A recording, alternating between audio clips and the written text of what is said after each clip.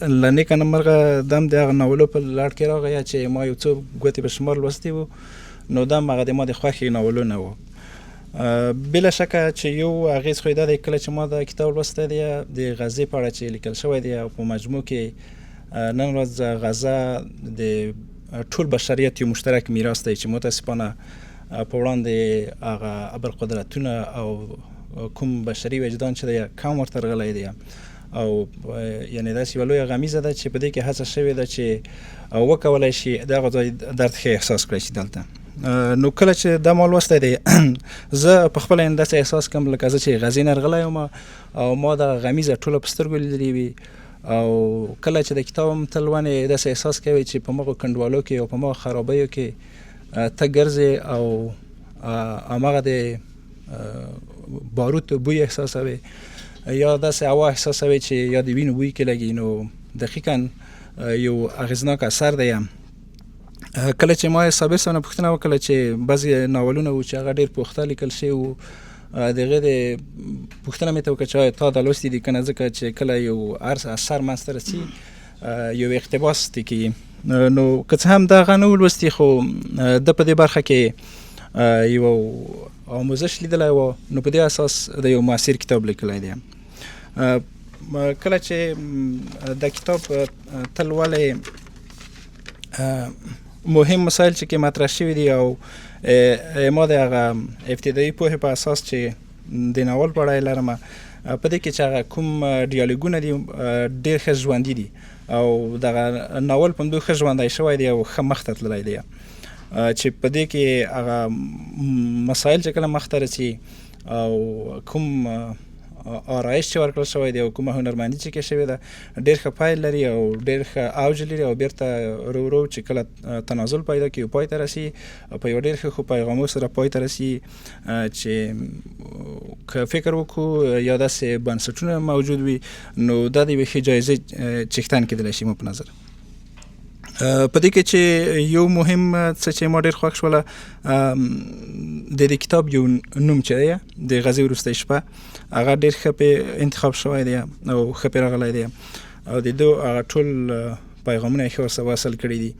او بل په دې کې هغه کوم اجتماعي ژوند چې دی یا تاریخ یې دی یا جغرافیه یې ده فرهنګ یې دی دغه داسې احساسي لکه د لیکوال هم چې پخپله یو فلسطینی وي یعنی ډېر آګاهانه لیکل شوی دی، که د هغو ځای خواړه بیان شوي دي یا مثلا زیتونو ته اشاره شوې ده،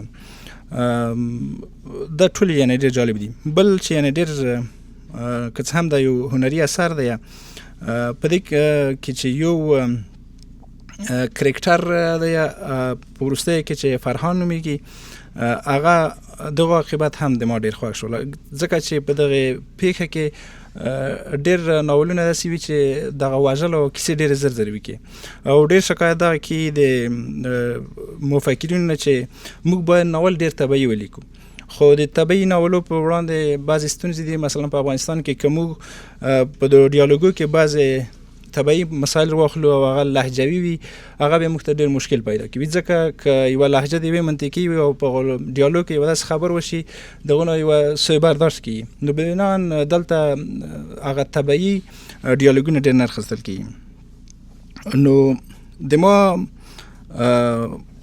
پیغام چې د دې نه مې اخیستی دی په دې کې مثلا په د وروستیو کې د کتاب چې راغلي دي هغه د اسلام ورځني پیغامونه ډېر ښه کې راغلي دي چې موږ چې کوم ارزښتونه لرو او اوس په کوم وضعیت کې چې اسلامي هیوادونه حاکم دي یو ډېر نهایت ښه پیغام ته ورکوي او علاوه د دې نه چې مقابل لوري ته په ډېر مدبرانه توګه او دی چې په کوم ارزښتونه ولاړ دي او دی چې په د اخلاقي زوال سره مخ دي د هغه مسایل نه ډېره ښه پرده پورته کوي او په ښه شکل یې هغه وړاندې کړي دي.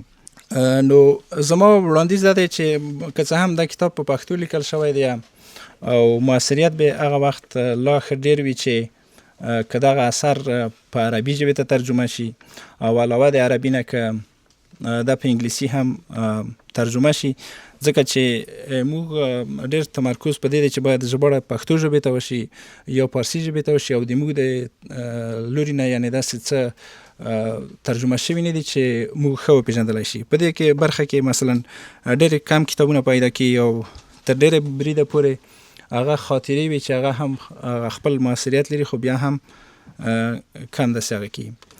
نو زه دا ستایم او دا چاره یې لا ستایم چې په دغه برخه کې که ورته توجه وشي او بیا که فرصت پیدا کړله که په دې اړه دی نظر ورکړي چې دا ناول یې په کومه انګیزه لیکلی دی او څه انګیزه یې باعث شوله چې دا یې لیکلی دی، او که بعضې سوالونه دا مطرح کړي چې مثلا په افغانستان کې هم ډېر داسې مسایل شته دي چې موږ باید هغه غمیزې وسپړو، خو خبره دا ده چې په دې برخه کې اړتیا دې ته لیدل کېږي چې باید موږ په تحقیق متمرکز اوسو، ځکه چې د هېوادونو ژبې په تحقیقاتو بډایه شوي دي او دې یوه مثبته وده ورکړې ده.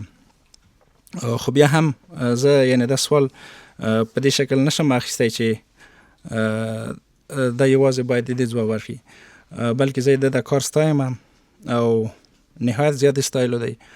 یعنې که دا زه په دې وړ بولم چې باید یوه فرهنګي جایزه واخلي، خو زه د خپلو خبرو په پای کې باید دا ووایم چې په افغانستان کې د باچا خان صاحب خبره و چې افغانان هغه ښایسته بوټي او ګلان دي چې شنه کېږي، غوټۍ کوي او بیرته مړاوي کېږي او د منځه ځي. نو افغانستان کې هم ډېر بشري ځواک شته دی چې متاسفانه دغو د انرژۍ نه استفاده نه کوي او هغه همداسې بیرته یې منځه ولاړ شي او داسې یو سورسونه نه وي ورته چې وکولی شو موږ دونه استفاده وکړو. یعنې که دا یو کتاب لیکل شوی دی یعنې په لسګونه داسې نور ځوانان پیدا کېږي چې دا زمینه باید ورته مساعده شوې وای او په دو برخه کې یا په نورو برخو کې دی هڅول شوی وای او کتاب یې لیکلی وای. او بل سال ما په نظر چې ځکه دا د یوې کورنۍ کیسه بیان شوې ده که د حماس د مبارزې په ارتباط هم ځینو ځایو کې لږ لږ اشارې شوې وای، بیا به هم لږ ډېر عادلانه رغلی وه او ښه پیغامونه به له لاته اخیستل شوي وو. او په ځینو ارقامو کې هم لکه په د وروستیو کې چې غربي رسنیو بعض ارقام ورکړي دي او ملل متحد تایید کړي دي، که هغو ته هم په غیر مستقیمه توګه لږ لږ اشاره شوې وای ځکه دا تاریخ ته سپارل کېږي نو لا به ښه جالب رغلی وم.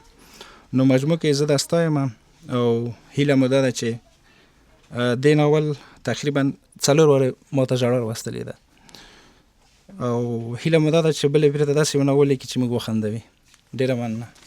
کې خدای تعالی په نامه تر ټولو وړاندې ښاغلي صابر ته د دغه ناول مبارکي وایم او بیا اکسوس کتابتون هم بختور دی چې د خپلو خپرنیزو آثارو په لړ کې د هنر او ادب د برخې نه یو دغسې اثر خپروي چې هم هنر دی، هم تاریخ دی او هم ژوند او هم د اسلامي نړۍ یوه هیره شوې برخه چې ښه شو یوه لیکوال رابرسېره کړه او اشاره ورته وشوه.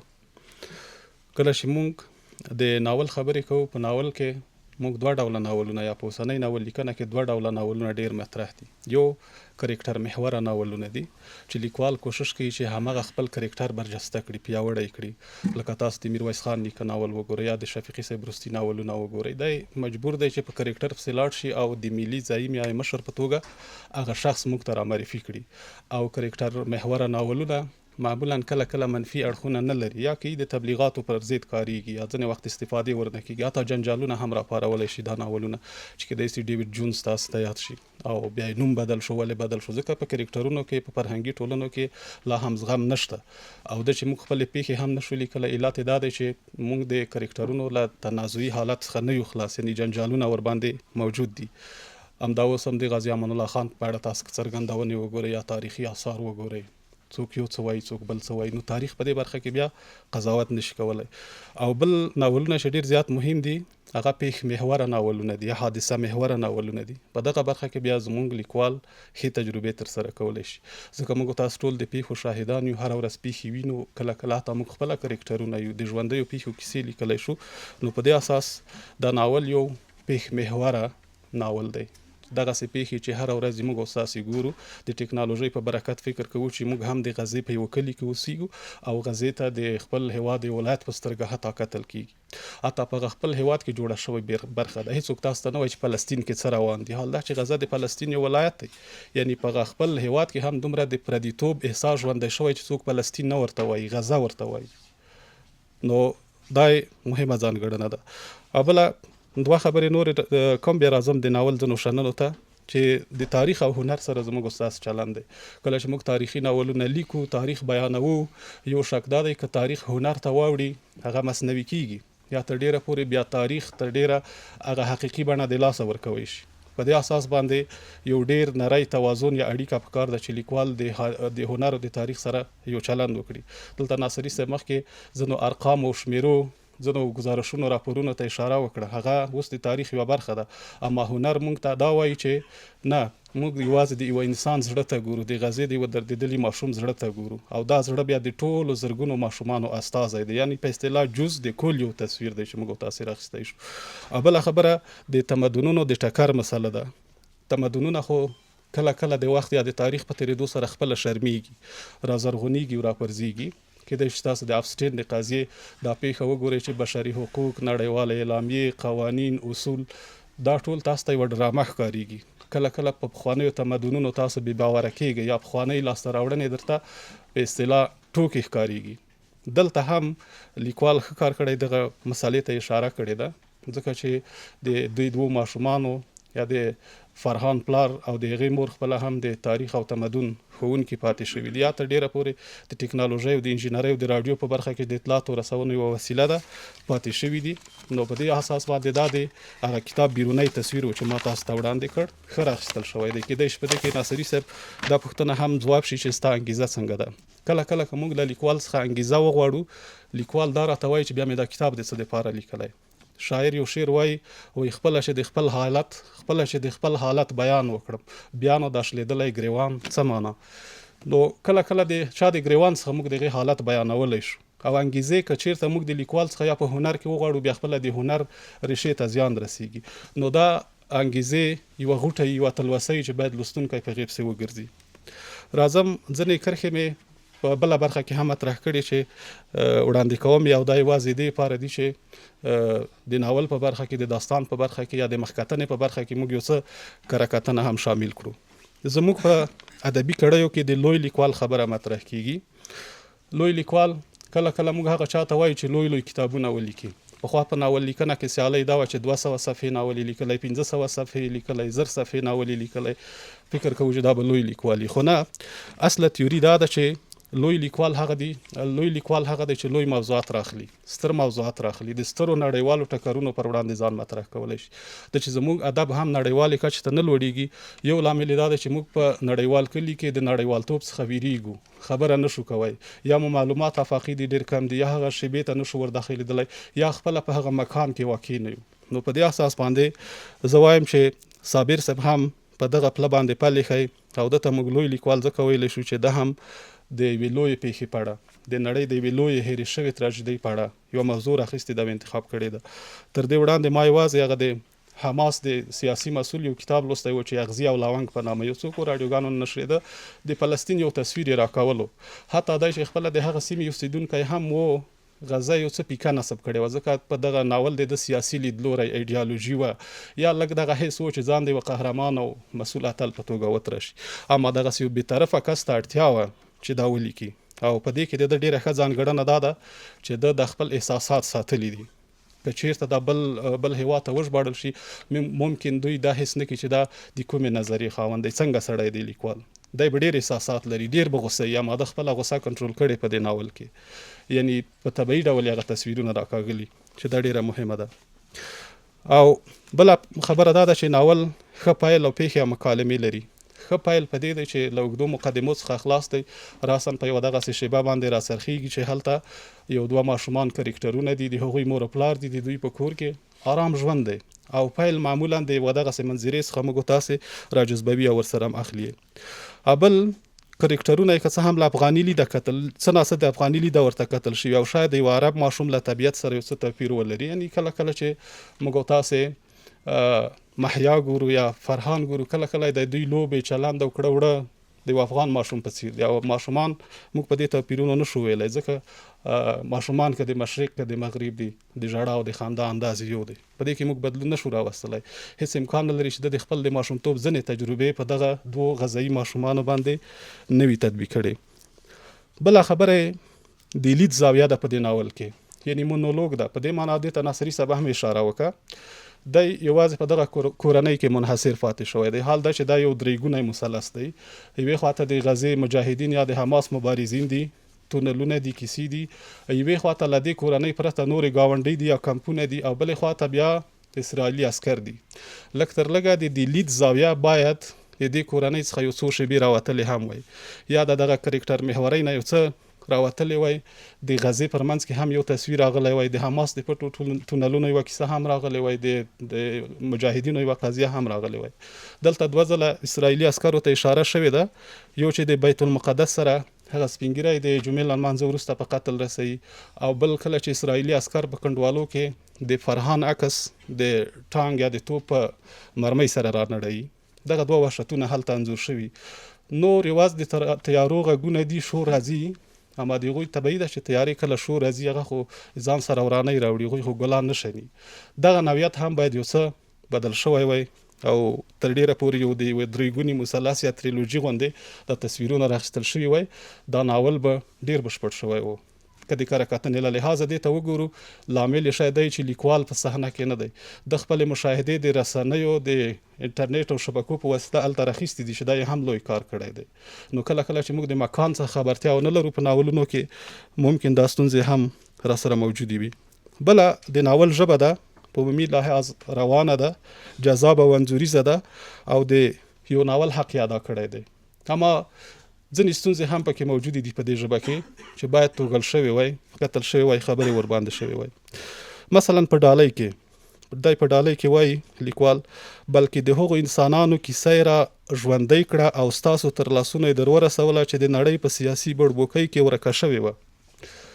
دلته پیل یا مبتدا چې د انسانان دي، د هغوی کیسه نه ده، کنه. حتی دغه کړه هم په یوه باندې جمع کېدلی شوی چې راغلی وای، یعنی هغه انسانان پکې یاد شوي وای، د انسانانو اشاره شوی، د دوی کیسې نه راتېره وای، یعنی بسته انسانان پکې ورک دي. کیسه که موږ وایو معنا دا چې افسانه ده، حال دا چې هلته ژوندۍ کیسه پکې روانه ده. نو ښه ده چې په دې ډول لیکل شوی وای چې تمرکز او اصل انسانانو ته شوی وای، کیسه په د کیسې په پای کې ضمني معنا هم ورسره شوی وای، په یوه کړه راغلی وای، دواړه جمع کېدلی شوی، په یوه راتللی، یعنی د هغو انسانانو کیسه یې را ژوندۍ کړه چې د نړۍ په سیاسي بړبوکۍ کې هیر شوي یا ورک شوي وو. کیسه خو دا معنا چې د هغې نه پایلې نه وروسته د حال دا چې اصل خبرې ته باید ورشو. بله جمله ده، ګڼ ځوانان او سپین ږیري جومات ته ننوتل، په سر یې شنه ګنبزه ولاړه وه. جمله په همدې ډول راغلې ده، ګڼ سپین ږیري او کسان جومات ته ننوتل، په سر یې شنه ګنبزه ولاړه ده. په طبیعي ډول کله چې موږ جومات ته داخلیږو، اول مو په ګنبزه سترګې لګیږي او وروسته جومات ته داخلیږو. دلته دا جمله په دې ډول ده لکه چې جومات کې کښېنې بیا ګنبزې ته ګورې، ته خو هغه نشي لیدلی. ته چې اول فلمونه وګورې، سریالونه وګورې، ودانۍ راځي، په ودانۍ کې همغه اتاق راځي، بیا همغه میز راځي، هملته مجلس پکې روان دي. ګڼ سپین ږیري او ځوانان جومات ته ننوتل، په سر یې شنه ګنبزه ولاړه وه. یعنې دا معنا چې د ګنبزه اوس نه ښکارېږي موږ تاسو ته د مشاهدو په لحاظ. اول باید ګنبزه ښکاره شي چې دا یو اسلامي ارزښت دی، هلال نښه پکې ښکاره شي، بیا وروسته جومات ته ننوځو چې په دې ډول ډېره ښه راتللی شوی. یعنې ګڼ ځوانان او سپین ږیري ورننوتل، دلته یې د جومات له منځه بیرته ګنبزې ته کتل شوي دي. بل مثال، د نږدې جومات د مازین غږ د محمود په غوږونو خوږ ولګېد.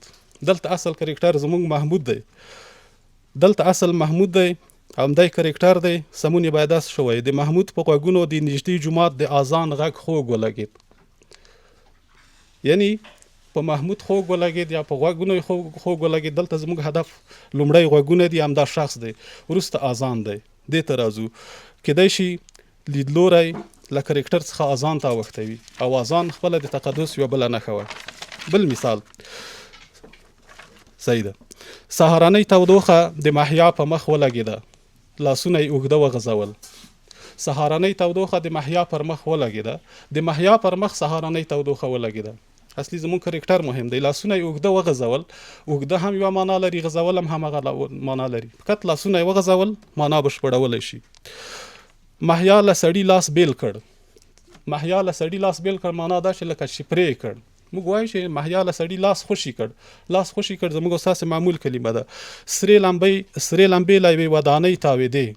سرې لمبې له یوې ودانۍ تاوېدې. دلته زموږ ستاسې اصل سرې لمبې نه دي، ودانۍ د حالت تصویر. له ودانۍ سرې لمبې تاوېدې. همغه د له ودانۍ په تصویر کې موږ تاسې لمبې د جز په توګه هم مطرح کولی شو. ژوره خاموشي په کوټه کې خوره شوه. ژوره خاموشي په کوټه کې خوره شوه. خو خاموشي زموږ هدف نه ده. په کوټه کې ژوره خاموشي خوره شوه. کیدای شي دا په اسانه. ژیړ پلاستیک د هلک پر شونډو وځړېد. د هلک پر شونډو زیړ پلاستیک راوځړېد. بیا هم اصلي کرکټر نه موږ هغه د لید زاویه بلې خواته اړولې ده چې شاید ډېره مناسبه ښکاره نه شي.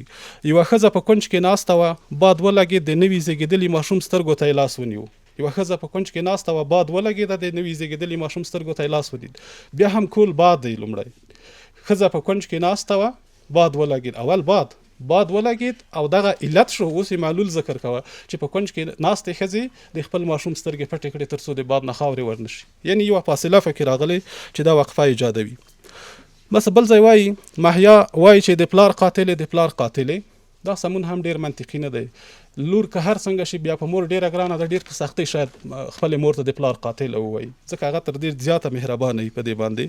همدغسې د محیا او حسنات او د فرحان دا دقیق عمر تر اخره ماته معلوم نه شو چې د اقلا 15 کلن دي، 6 کلن دي، څومره ماشومان دي. ځکه ماشومتوب خو د مور د غېږې نه تر 15 کلنۍ زموږ سره ماشومتوب دی.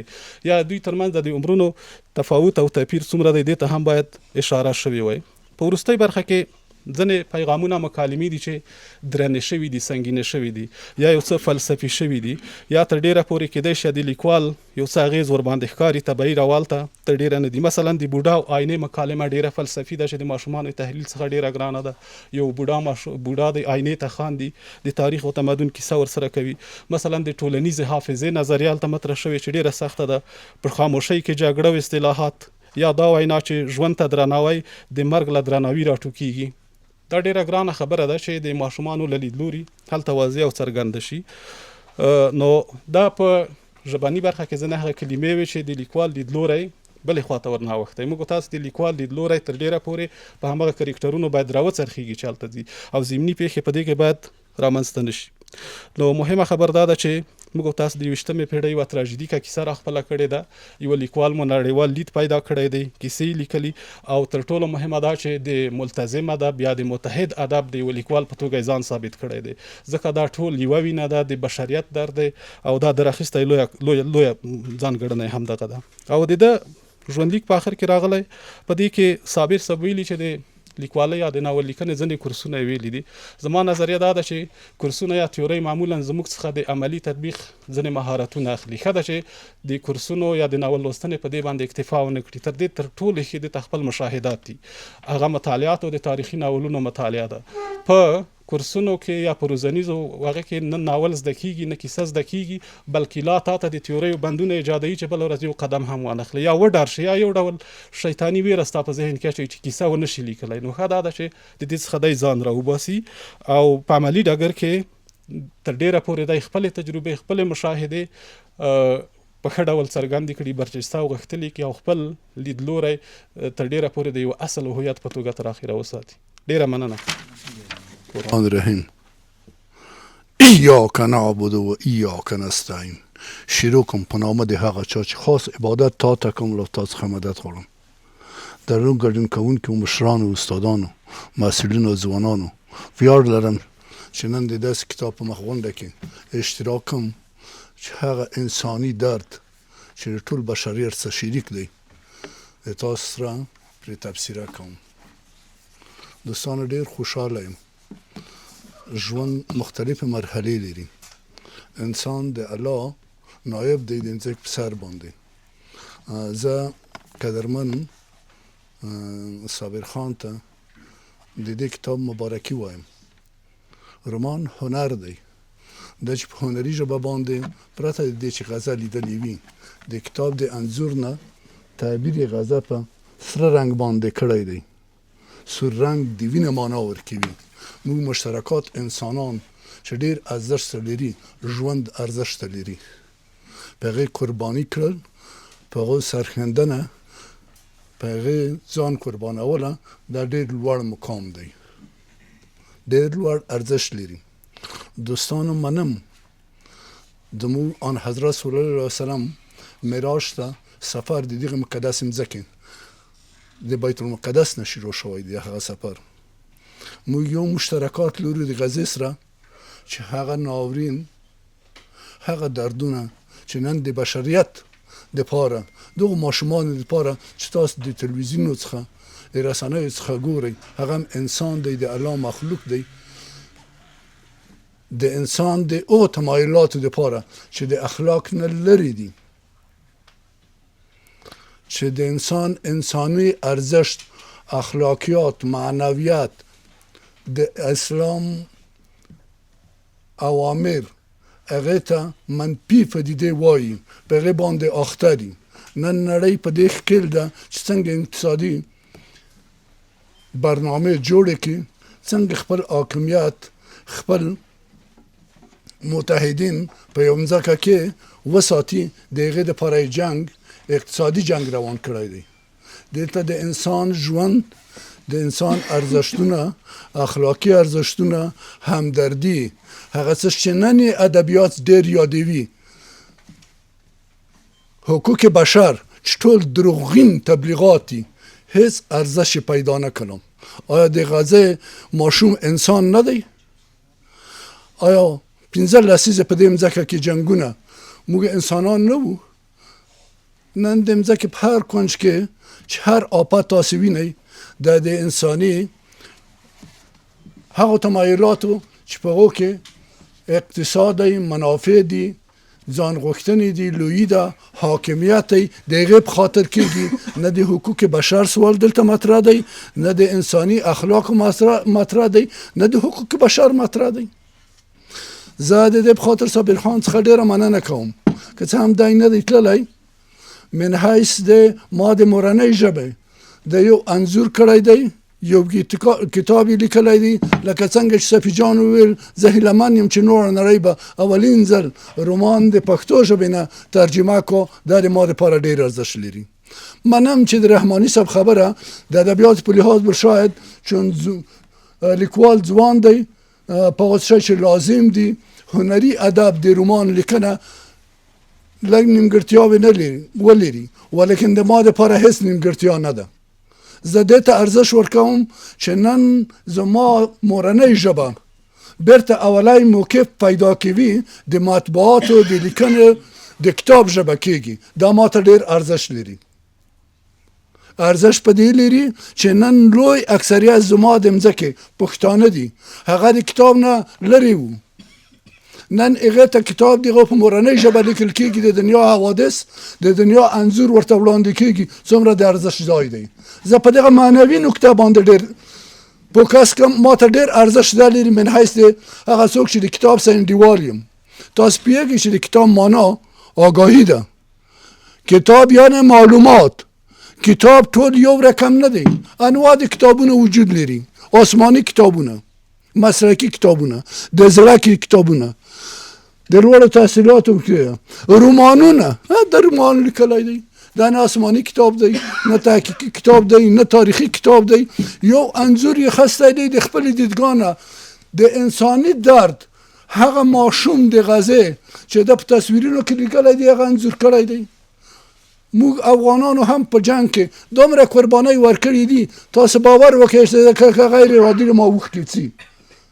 زما ډېر انسانان نه د سیاست نه خبر دي، نه چارواکي پېژني، نه د هېڅ شي نه، ولیکن زما په مځکه باندې د بمونو مار استعمال شوله، د استعمار قانون. اوس هم زه ګوته نشم نیولی ورته. موږ په دومره مظلوم حالت کې قرار لرو، تر اوسه نه حق ته حق ویلی شو، نه باطل ته باطل ته. موږ توانمندي نه لرو من حیث انسان، ولیکن په انسان هم زړه سوځي. ما درته چې انسان دوه تمایلات لري، یو انسان په انسانیت کې دی، یو انسان په حیوانیت کې دی. هله من یم چې خلک بد تعبیر ته ونه کړي. هغه انسانان چې معنوي ارزښتونو ته، اخلاقو ته، پوهې ته، دانش ته، دلسوزۍ ته ارزښتونه ورکوي، هغه د هر ځمکې چې وي هغو ته الله ور په برخه کړي دي، دا د معنویت لښکر دی. هغه انسانان چې مادي ارزښتونه، خودخواهی، غرضونه، منفي حاکمیتونه په خلکو باندې تیپي، خلک وژني، دا نو د انسانیت نه وتلي هغه خلک دي چې نن په دنیا کې هغه شیان غږوي چې تاسې عملا وینئ. نو موږ د انسان په مابین کې صرف دغه یو شی تفکیک لرو. هر څوک چې اخلاق لري، هر څوک چې انسان ته د انسان په سترګه ګوري، هر څوک چې د مظلوم لار نیسي، هغه موږ ته مثبت انسانات د الله ښه مخلوق یادېږي. هر انسان ولو که په دوم یری وي چې د انسان وینه تویوي، د انسان حقوق پایمالوي، د انسان حقوق غصب کوي، دا د هغو انسانانو د جملې څخه دي چې په فلسفه، په ادبیات کې دوه ته ښه انسانانه دي ویل شوي. نو زما دپاره بیا هم زه قدرمن لیکوال ته د کتاب مبارکي وایم، د محترم رحماني صاحب څخه او د سپي جان څخه چې په ډېر ښه شکل باندې تشریحات ورته ورکړل، مننه تر کوم. ولیکن یو شی غوښتنه لرم د تاسو ټول نه ځوانانو، زموږ په وخت کې کتاب نه و، برلا درته ویم. موږ د کتاب سره، ما چې مکتب ویلی دی په هیڅ سم کې ما مکمل کتابونه نه دي لیدل چې د کتاب رنګ به څه رقم و. کاشکې چې د ما په وخت کې مسلکي معلم وای. موږ مسلکي معلمین ښوونکي هم نه درلودل، خو چې سواد به درلودل او مکرر شوی به را بغلا هغه ورته تدریس کړو، دا د موږ لویه خوشبختي وه. نن تاسو په خوشبخت عصر کې قرار لرئ. ډېر افتخار کومه اکسس ته بیا هم خدای توفیق ورکا چې زما په مورنۍ ژبه باندې نن کتابونه چاپېږي، هغه د اکسس د وردګو یو علمي مرکز دی، دغه رقم کتابونه چیږي. دا د تاسو دپاره ګورې ډېر ښه کار دی. هم د دنیا سره آشنایي ده، هم د دنیا نه آګاهي ده، هم خبرتیا ده. ما خو مخکې ته چې کتاب معلومات دی، هیڅ کتاب خراب کتاب نه دی، هر کتاب معلومات لري. نو لطفا کتاب ته مراجعه وکړئ، کتاب ولولئ. زه نه غواړم ډېرې خبرې وکړم، وخت ناوخت دی، کوتاه دی. بیا هم د ځوانانو نه غوښتنه لرم که غواړئ چې ښه آینده ولرئ، لطفا کتاب ته مراجعه وکړئ. زما ټولنه وخت خوشبخته کېږي چې حل د کتاب شي. یوازینۍ ټولنه هغه ښه ټولنه ده چې هغه ته خلک د علم سره آشنا وي. پوهېږي چې علم څه شی دی؟ د الله صفات. هر څوک چې د الله د صفات سره نږدې کېږي، الله به څومره خوشحاله کېږي. په علم سره الله پېژندل کېږي، په بې علمۍ الله نه دی پېژندل شوی. عقیده هم د علم نه منځته راځي. بې علمه انسانان عقیده نه لري. نو زما غوښتنه دا ده، زما ځوانانو یو ځل بیا غوښتنه کومه چې نسبتا پرون ته په دې شکر وباسم، نن زما ځوانان هر یو چې ګورم چې پوښتنه ته کوم ډېر کتابونه یې مطالعه کړي دي. دا لوی افتخار دی او خوشحاله په دې یم چې دا ځوانان زموږ، زه د صابر خان په وخت کې چې وم صاحب ما کتاب نه پېژندلو، اوس زموږ دغه د ځوانان کتابونه لیکي، ناولونه لیکي. دا د ما په مورنۍ ژبه کتاب لیکل، یو رمان، یو هنري انځور ریاستل، دا عادي خبره نه ده.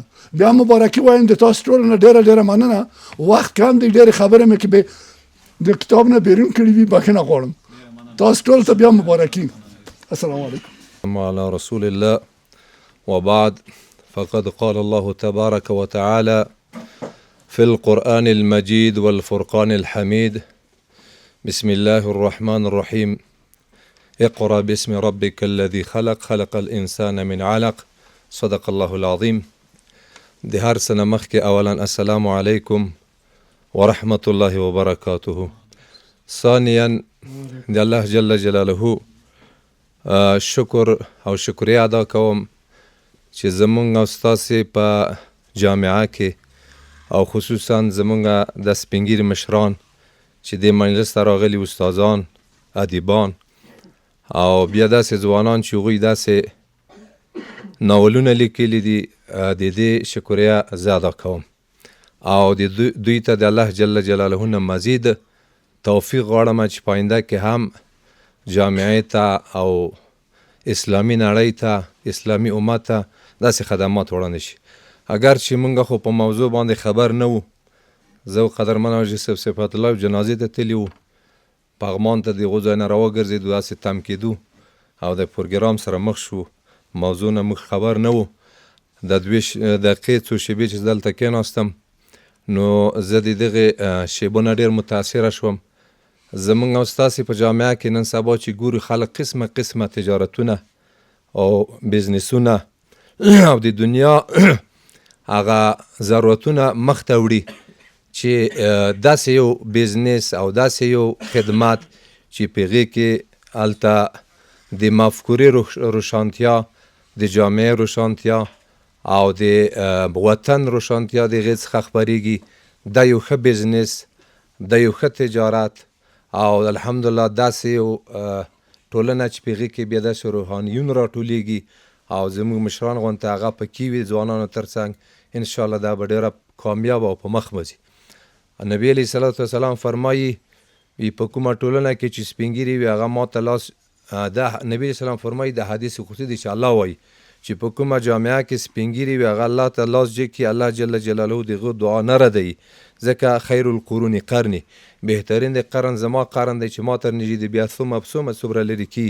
نو دا سپین ږیري چې موږ د مشران په مجلس کې دي بیا څنګ ته د هغوی ځوانان وي نو دا ډېر خوند کوي، د جامعه متنوع شي. او که اوس ټول ځوانانو د 2 سپین ږیري موږ مشران د په نمایندګي د ټولو سپین ږیرو د دوی به قدر کوو، د دوی په برکت به موږ انشاءالله مخ ته ځو. نو غرض مې دا و ما یو آیت کریمه تلاوت کړ چې اولین آیت نبی علیه صلات وسلام ته په غار حرا کې نازل شه. غار حرا نن سبا الحمدلله اکثره خلک اوس ورته لاسرسی لري، الحمدلله تللی دي او لیدلی به وي. نو اولین آیت الله جل جلاله خپل پیغمبر ته چې اقرا. نو دغه کوم ځای کې چې اوس موږ قرار لرو دا یو کتابخانه ده د اکسوس په نامه، او په کتابخانه کې کتاب لوستل کېږي. لکه څنګه چې استاد وي کتاب هر کوم کتاب چې وي تاسې ولولئ. الحمدلله موږ اسلامي جامعه ده، په دې کې داسې کتاب نه دی چې هغه د عقیدې مخالف دی، دا یو معلومات دی، دا روښانتیا ده. نبي علیه صلات وسلام یو وخت کې یو صحابي ابوذر ته ویلې چې ابوذره ته د یهودو ژبه زده که، او دا ژبه تقریبا په 15 ورځو کې نبي علیه صلات وسلام دا صحابي چې ویلې ورته زده که، ځکه وی چې کله د کوم قوم ژبه د تا زده یي ته د هغې د مکر او د چل او د فریب نه په امن کې. نو بنان مونږ او تاسو په مجموع کې کتاب کل ولو، کتاب کې مثلا که هره ژبه یي د خلاف د شریعت نه ده. بعضې وخت تنګ نظری وي خلق دي وخلق الانسان من تفاوت. یو وخت کې چې انګریزي لوسته موږ د ملګري کلیوال دغه مولوي صاحب اوس هم پېژني، یو چې انګریزي وي دا سړی څنګه شو کفر ته ووتو، انګریزي ولې زده کوي اوس سړی. نو تقریبا په دنیا کې 7 میلیارد انسانان ژوند کوي، په دې کې تقریبا 4.5 میلیارد انسانان کافر دي، یعنی یهود دي، نصارا دي، غیر اهل دین دي، او دا 3 کم بیش 3.5 دا مسلمانان دي. دې ته به د دین څوک رسوي؟ خو مختلفې ژبې دي. الله جل جلاله قرآن کریم کې یو آیت کریمه دی ومن آیات اختلاف الوانکم، د الله د قدرت نشانونه یوه دا ده چې د تاسې رنګونو ته وګورئ. یوه کاسه مخ دی، په دې کې 2 سترګې دي، 2 غوږونه دي، یوه پزه ده، یو خوله ده، ولیکن 2 ورونه د یو مور پلان چې پیدا کله چې مخامخ غبرګونې هم چې ودروي تفاوت ورکېدی. او داسې چې کله ژبې وګوره یوه ټوټه ژبه ده، د ژبه غوښه ده، او دا څوک انګریزي خبرې کوي، څوک پښتو کوي، څوک مثلا عربي کوي. نو بنان که چیرته د چا یوه ژبه زده وي یو انسان وي، استادانو ته تجربات ډېره ده، او که 2 زده او د افغانستان نه چا خوښ وي بیا د موږ او تاسو د ژبه ډېره ضعیف. نو الحمدلله دا یو خدمت ژبې ته دی، دا یو خدمت دین ته دی، دا دغه مظلومو کسانو چې د غزې وروستۍ شپه او تاسو باور وکړئ بنسټونه شته دي. زه د ناصري صاحب سره په تماس کې نه یم، دوی به ما حتما چې داسې صابر صاحب ورونه شته دي، حتما به د دې مالي تاسو به انشاءالله د هغوی مالي کمک هم کوئ. مونږ چې کوم دارالعلوم کې درس ورکوو هلته مونږ داسې یو بنسټ جوړ کړی دی، یو استاد یې هغه هم د دوی سره په اکاونټ کې شریک کړی دی. هر سړی په خپله میاشت کې څومره معاش خلي حد الوس حتی الامکان 500,000 هغه روپۍ ورته لیږو، او خلک ډېر غریب دي. او نبی علیه السلام یو من فرج عن مؤمن کرب من کرب دنیا فرج الله کرب، څوک چې مسلمان په دې دنیا کې مسلمان نه لږ تکلیف لري کې په آخرت هغه تنګ وخت کې به الله دې نه تکلیفونه لري. نو بنان دا ډېر یو ښه یعنی دا خدمت دی او دا یو ښه کړنلاره ده چې داسې کتابي علمي ادبي ځای کې موږ روان شوي یو، او بیا موږ او تاسو انشاءالله دغه د تا قلم خوځېدل دا ان شاء الله دا ثانیه او دقیقه ساعت ان شاء الله د عبادت او د صحت سره ډیر او زیات نصیب کی. نو ډیر خوشاله شو په داسې محفل کې او په داسې مجلس کې چې موږ اشتراک کوو. مونږ د داسې بعضې وخت لږ لرې منطقه چې اوس شاشید خواته یو، نو دا استادان نه ډېره زه خوشحاله شم، مشرانو نه او د ځوانانو نه انشاءالله د تاسې ټول په عبادت کې او دا سیو شول، دا شان ولیکل شول. ګوره دا وخت اوس بیرون تیر وایم تېرېده او د دغه استاد مثلا د به انشاءالله ډېر وخت نیولی وي د کتاب، خامخا میاشتې به نیولي وي، خامخا شپې به نیولي وي، ولیکن د دې مظلوم ملت چې هغه اولنی قبله د مسلمانانو ده او هغه صهیونیزم چې هغه نن سبا لکه مخکې چې دوی ورته اشاره وکړه، دوی په ظاهره ځان د بشرپاله بولي، دوی مثلا حقوق بشر والا ځان بولي، فقط که ما څو خیمې من حیث یو هغه هم د استخباراتو په شکل چې دلته څه کیي څه نه کیي څومره مړه شول، نور حقیقت کې دوی خپل کار مخته وړي. نو الله جل جلاله دې زموږ داسې ځوانان او داسې کادرونه هنوز هم اضافه کړي او الله دې ټول عمر نصیب کړي او الله دې موږ تاسو ته دغسې مجالسو کې ډېره ناسته او ګډون نصیب کړي. نو بناً زه ډېر خوشحاله شم داسې مجلس نه او الله دې ناصري صاحب دغه سیستم چې روان دی، هر انشاءالله د کتاب خلک اوس څوک تلویزیونونه خرڅوي، څوک دې شاید مثلا موټر خرڅوي، څوک دې مثلا د کتاب داسې یو انشاءالله دا یو داسې بزنس داسې یو تجارت دی چې هم د دنیا او آخرت ورکې خیر دی. په دې کې بعضې خلک تشویق کېږي، خلک د ملت او د ملتونو، خلق د ظلم او خلق د ټول نه خبرېږي انشاءالله او دا به په دې شانو کې. اقول قولي هذا استغفر الله لي ولكم ولسائر المسلمين. نحمده ونصلي على رسوله الكريم وعلى آله وصحبه اجمعین. اما بعد، ټولو قدرمنو مشرانو، میلمنو او حاضرینو ته یو ځل بیا ښه راغلاست وایم. خوښ یم چې د غزې وروستۍ شپې کتاب په مخکتنه کې مو ګډون وکړ. قدرمن استاد رحماني صاحب، قدرمن ناصري صاحب، قدرمن مشر منندوی صاحب د کتاب په منځپانګه ډېر ارزښتناکې خبرې وکړې او خدای پاک دې داسې غونډې لا ډېرې کړي. زه د کتاب په منځپانګه نه تم کېږم، یو څو خبرې د کتاب د لیکلو په اړه له تاسو سره شریکوم. کله مې چې د غزې په اړه ناول لیکه، دوې سوژې مې ذهن ته راغلی. یوه دا چې څنګه یهودیان د فلسطین په خاوره کې میشت شول او بله همدا روانه غمیزه. او که همدې روانې غمیزې ته وګورو، په حقیقت کې له هغه وخته را پیل شوه چې د سیاسي صهیونیزم بنسټ کېښودل شو. تیودور هرتزل په 1896 میلادي کال کې د سیاسي صهیونیزم بنسټ کېښود او هغه په خپل کتاب کې د یو خپلواک یهودي دولت د جوړېدو نظریه رامنځته کړه. په دویم پړاو کې ځینې استعماري دولتونو د دې نظریې څخه ملاتړ وکړ چې په سر کې بریتانیا وه. بریتانیا په 1919 میلادي کال کې یهودیانو ته د یو ملي کور د جوړېدو وعده ورکړه او موخه یې دا وه چې په لومړۍ نړیواله جګړه کې د یهودیانو ملاتړ خپل کړي. په دریم پړاو کې یهودیانو ته یوه ډېره غټه پلمه په ګوته ورغله او هغه دا وه چې هټلر له 1930 څخه تر 1945 کاله پورې یهودیان په پراخه کچه ووژل او یهودیانو په همدې دلیل د یهودي دولت جوړېدو ته پراخ تبلیغات وکړل. په څلورمه ملحره کې ملګرو ملتونو په 1940 میلادي کال کې د 181 پرېکړه لیک پر اساس د غزې خاوره په دوو برخو وویشله چې په یوه برخه کې باید یهودي دولت جوړ شي او په بله برخه کې فلسطیني وګړي میشت شي.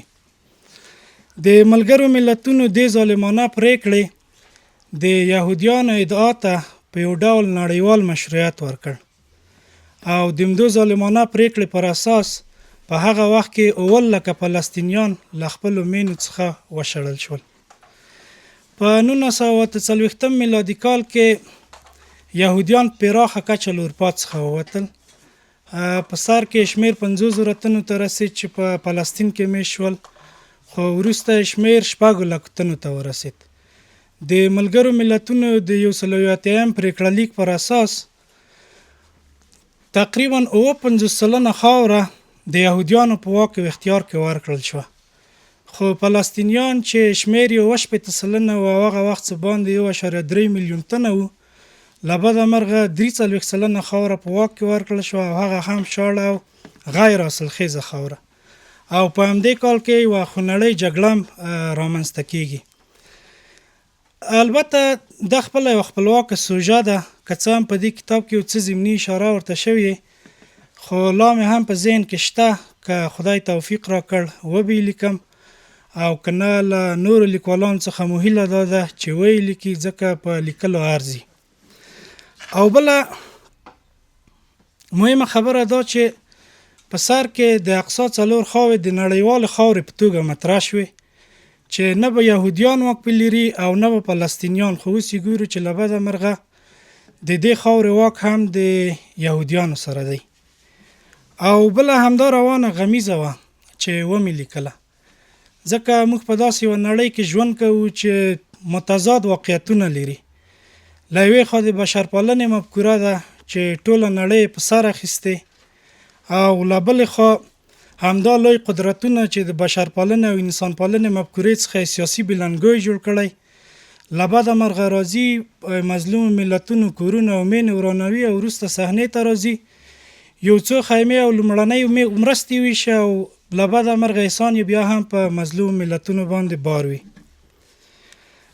که وګورو موږ افغانانو هم تپل شوي جګړې تجربه کړي، خلک مو بېځایه شوي، وژل شوي، ټپیان شوي، خو د غزې درد مو هم خپل درد دی. که د یو فلسطیني ماشوم په سر بمونه اوري، داسې دي لکه د یو افغان ماشوم په سر چې اوري، ځکه موږ د فلسطین د خلکو سره نه یوازې ګډ درد لرو، بلکې ګډ ارزښتونه ورسره لرو چې سرچینه یې وده. نو که په فزیکي لحاظ د غزې د خلکو درد نسو احساس کولی، په رواني لحاظ خو لا اقل باید یو څه حس کړی شو.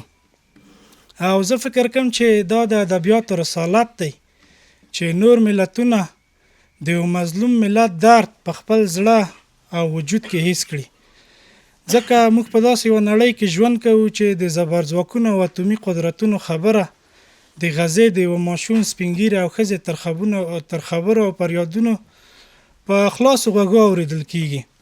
نو په همدې دلیل د متحده ادبیاتو دا یو لوی رسالت دی چې همداسې غمیزې ولیکي.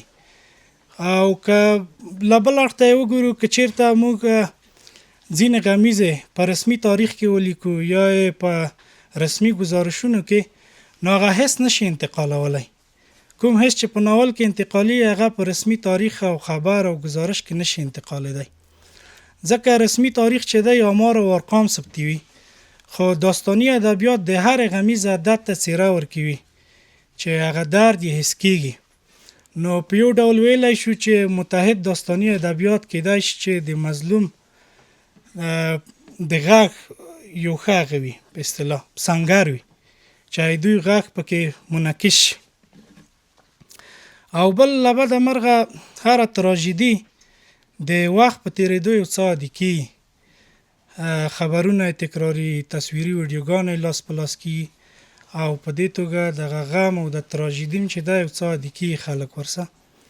او داستاني ادبیات زه فکر کوم چې دا کرختیا او بیسي له منځه وړی شي، ځکه داستان خواخوږي رامنځته کوي، او کله چې د یو مظلوم په مقابل کې خواخوږي رامنځته شي، له شک پرته که نور کار د هغو په مقابل کې ونه شي، لا اقل هغه درد او رنځ یې زر نه هېرېږي. او بل تر ټولو مهمه خبره دا چې په هره تراژیدۍ کې تر ټولو لوی خطر تنها دا نه دی چې انسانان پکې وژل کیږي، بلکې د انسانانو هغه د درز او د درد حقیقت دی چې په یو ډول تحریف کیږي او یا بل ډول ښودل کیږي. همدا اوس هم د موږ د سترګو په وړاندې د غزې د خلکو دا لویه تراژیدي چې ده د تحریف کېدو په حال کې ده. نو زه فکر کوم چې داستاني ادبیات کولی شي چې یو اخلاقي حافظه رامنځته کړي چې په هیڅ پول او مرز کې نه محدودېږي. که وګورو غزه له موږ څخه په کیلومترو لرې ده، خو داستاني ادبیاتو په وسیله موږ کولی شو چې دغو خلکو هغه حسي تجربې چې ډېرې لنډې کړو. د مثال په ډول کله چې موږ د ویکتور هوګو بېوزلان اثر لولو، نو د فرانسې د هغه وخت سیاسي او ټولنیز بستر ښه پېژنو، او د هغه دورې د مظلومانو درد او رنځ د همدغه اثر په وسیله موږ ته د لمس وړ دی. یا کله چې د لومړۍ او دویمې نړیوالې جګړې په اړه داستانونه لولو نو پوهیږو چې د جګړو په ګرمو جبهو کې څه تېرېدل. چې دا ټولو مهمه مسله ده چې داستان کولی شي چې په واټنونو جغرافیایي فاصله په انساني فاصله بدله که او لنډه که او موږ ته د لمس وړ وګرځوي. او بله مهمه خبره دا چې که جګړه په فزیکي لحاظ ځایونه ورانوي، په رواني لحاظ انسان هم ورانوي. د انسان داخلي تجربیات هیڅ ویډیو، گزارش او خبر نشي ښکاره کولی. او زه فکر کوم چې دا یوازې داستاني ادبیات کولی شي چې هغه د تراژیدۍ په سر ولاړ کس د هغه درد او رنځ داخلي تجربیات په ښه ډول منعکس کا. د وروستیو راپورونو له مخې د جګړې په د وروستۍ تقریبا 2.5 کلنه جګړه کې 80,000 کسان وژل شوي، خو د دو عدد شاته 80,000 هیلې، 80,000 کیسې او 80,000 ژوندونه پراته دي. که راتلونکی نسل د غزې د خلکو دا تراژیدي په یو رسمي تاریخ کې مطالعه کړي، فقط دومره پوه شي چې جګړه وه، دومره کسان ووژل شول او دومره نور ټپیان شول، خو هیڅ کله به هغه درد حس نشي کړی. نو زه فکر کوم چې داستاني ادبیات کېدلی شي چې د ملتونو یو عاطفي تاریخ هم شي. او بله مهمه خبره دا چې پښتو ژبه باید ورو ورو له محلي روایتونو راوځي. البته زه د دو اثر په اړه قضاوت نه کوم او قضاوت به لوستونکو ته پرېږدم، خو زه په دې باور یم که پښتو ژبه نړیوال او سیمه ییزې قضایاو ولیکل شي او اثر دومره ارزښتمن وي چې نورو نړیوالو ژبو ته د پښتو نه وژباړل شي، نو زه فکر کوم چې پښتو ژبه به لا سیاله او تولیدي شي. او په پای کې د جلال بنسټ څخه مننه کوم چې په هڅو او ملاتړ یې دا اثر چاپ شو. زما هیله د یوه ځوان په توګه دا ده چې همداسې بنسټونه او خپرندویې ادارې د لیکوالانو له اثارو څخه ملاتړ وکړي او د اکسوس خپرندویې ادارې له مشرتابه او ټولو کارکوونکو څخه د زړه له کومې مننه کوم چې دا اثر یې خپور کړ او د مخکتنې غونډه یې ونیوه. او بیا هم له تاسو ټول څخه مننه کوم چې په دې مجلس کې مو ګډون وکړ. کور مو ودان.